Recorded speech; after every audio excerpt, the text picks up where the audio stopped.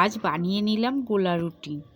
গোলা রুটির জন্য আমি 2 বাটি ময়দা নিয়েছি, পরিমাণ মতন লবণ হলুদ দিয়ে পরিমাণ মতন জল দিয়ে ব্যাটার বানিয়ে নিয়েছি। কড়াইয়ে তেল দিয়ে তেল গরম হলে ব্যাটারগুলো দিয়ে দেব, দিয়ে ভালো করে গোল করে নেব। উপরটা হয়ে গেলে উল্টিয়ে দেব, আর একটু তেল দিয়ে ভালো করে ভেজে নেব। ভাজা হয়ে গেছে, এবার নামিয়ে নিয়েছি। এইভাবে আরও সব বানিয়ে নেব, দিয়ে আবার গোল করে ঘুরিয়ে রুটির আকার করে নেব। নিয়ে ওপরটা হয়ে গেলে উল্টে দিয়ে আবার তেল দিয়ে একই রকমভাবে ভেজে নামিয়ে নেব। অনেকে লঙ্কা কুচনো দিয়েও করে, আবার চিনি দিয়েও ব্যাটার বানিয়ে করে। আমি লবণ হলুদ দিয়ে বানিয়েছি। কেমন হয়েছে তোমরা সকলে বলবে। আর সবজি দিয়েও খেতে ভালো লাগে।